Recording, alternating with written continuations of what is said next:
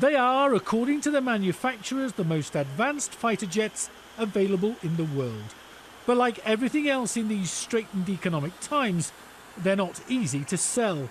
So an order for a dozen from the Omanis is a welcome fillip for the UK defence industry in the run-up to Christmas.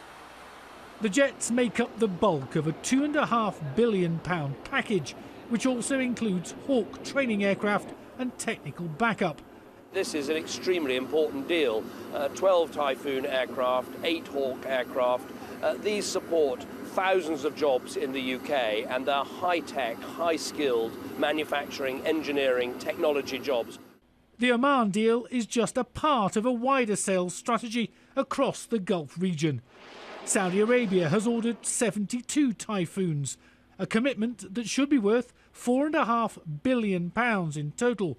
Though with 48 aircraft still to be delivered and the global downturn, negotiations are still going on to fix the final price.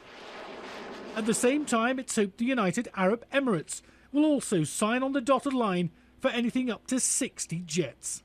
More difficult political cases are Saudi Arabia and the UAE, both of which have unrest in various dimensions at home. I think the UK government has had to walk a very fine line, particularly as Parliament itself has pushed back at UK policy towards some of these countries. And I think David Cameron has had to come out really fighting hard, defending these deals on the basis of jobs, defending them on the basis of the threat to Iran against these regimes.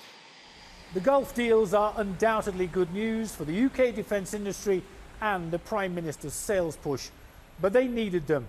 Last year, they lost out on a £12.5 billion deal to supply Typhoons to the Indian Air Force, which is why management and workers at BAE's Typhoon plants in the north of England are feeling a little more Christmas cheer this year.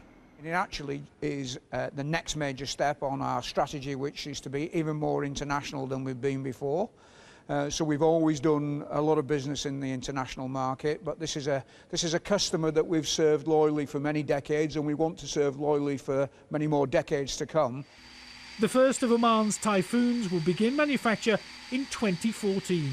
They're due to be delivered to the Omani Air Force 3 years later. Libby Bowden, Sky News, in the Middle East.